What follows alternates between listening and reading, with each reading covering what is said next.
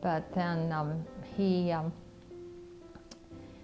went to Monterey when he left Travis and was down there at the language school. I forget what it's called now. But he dealt with a lot of kids that were there, very bright students, because they were going to be interpreters and spy, you know, be on spy planes and things, and picking up, you know, signals and all these different languages. And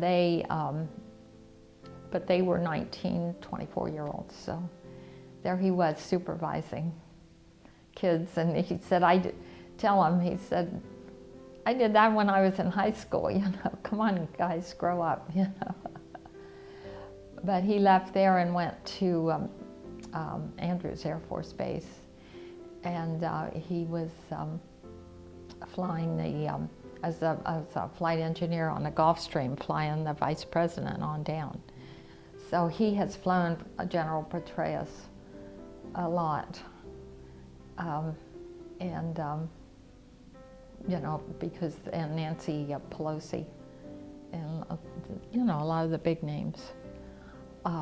But he volunteered to go overseas for 4 months, so he's due to come back this September. I mean, or the end of this month. So I mean, the fact that he just barely made it through high school, and he had a family, and he was 18 and 19 when he did. You know, that doesn't mean it couldn't turn out okay. And what's Cheryl up to these days? Cheryl teaches school. She's been teaching school 28 years.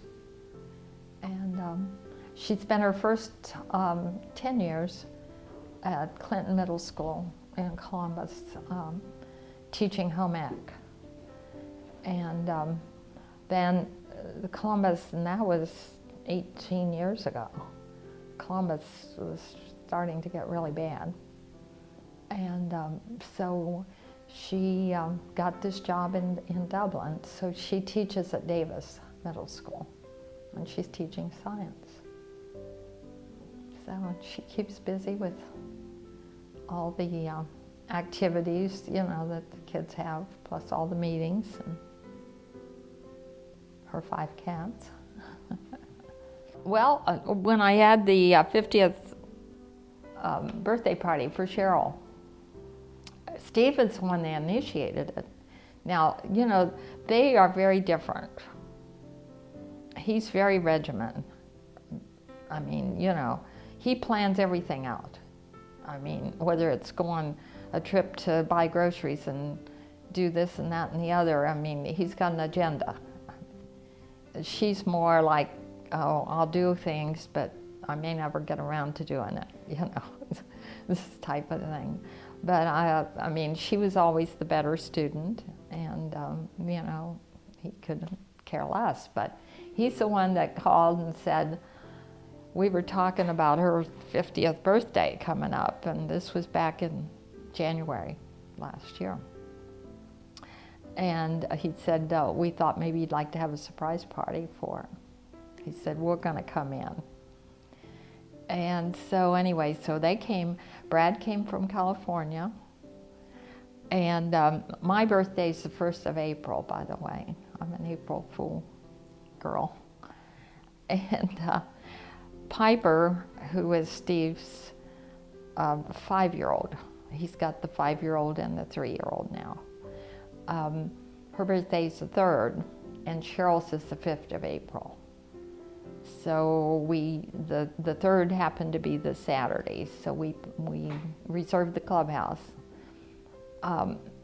And we didn't know how we'd get her there, but I invited friends that she had in high school, and friends, she plays in the Westerville concert band, by the way.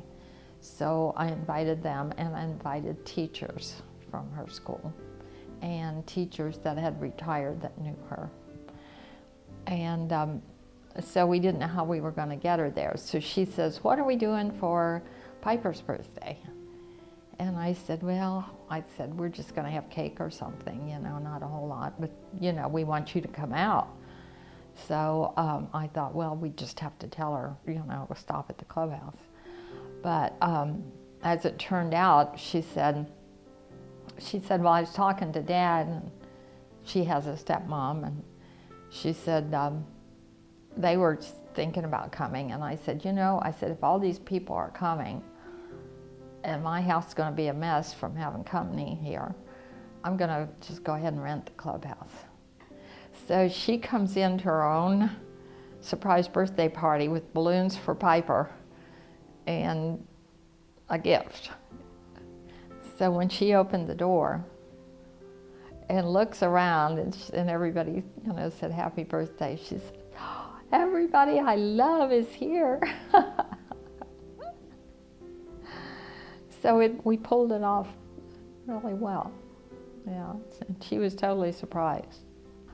Both my daughter and I like smooth jazz, you know, and so I've met quite a few of the Rippingtons, Russ Freeman, and you know, people like that, Mindy Abair, and so I think other than that, I had my picture taken once with Johnny Bench. Now I don't know if the baseball player. Mm-hmm. Yeah. Oh, and I had my picture taken with Roy Acuff too, one time down in Nashville. You know, it had gone to the Grand Ole Opry, and so.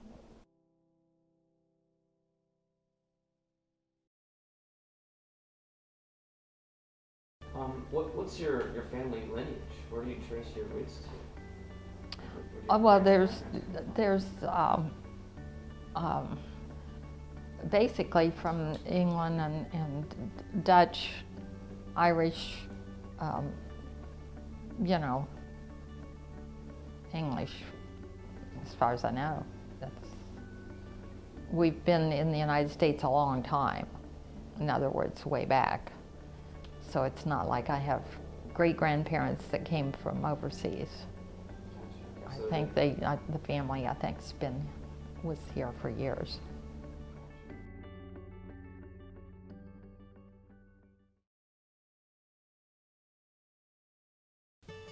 So if you could go anywhere in the world, I'd go back to England. I liked England.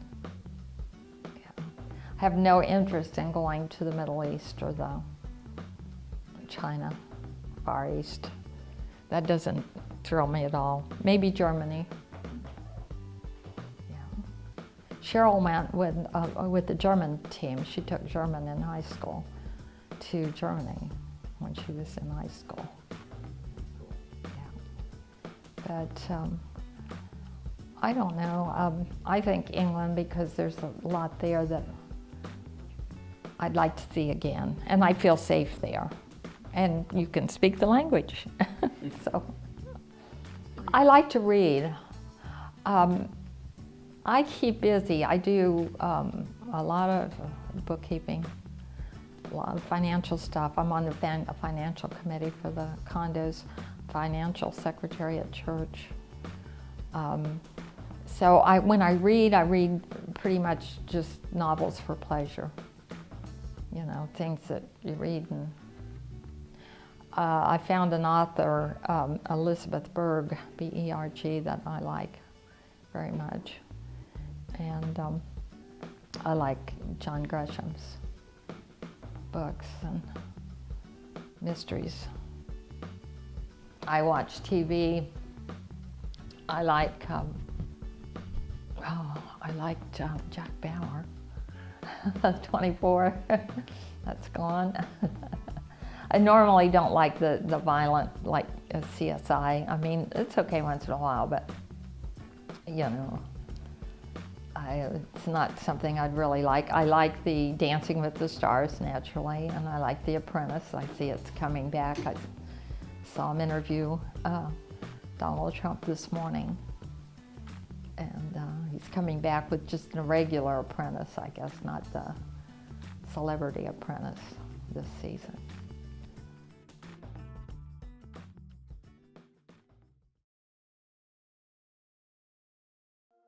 be protective of our natural resources and be more conservative, and don't think that you know, everything we have today we're always going to have. I noticed your gasoline price over here is about, I don't know if it's gone up every place, but it's almost $3 a gallon right there on Neal Avenue. And you know, just learn to be more conservative and to appreciate what you have and protect it. And be kind to people. I mean, I think there's too many rude people in the world. Take each day at a time. You know, don't get too upset about things that don't go right, because tomorrow they'll probably be okay. And you know, just be kind to people. Don't ever lose faith as that, you know, you can't do something. Keep confidence in yourself. And then keep yourself educated. Be aware of what's going on around you. You know, don't just be an individual isolated, but, you know, kind of pay attention to what's going on. Make lots of friends. You know, love your family.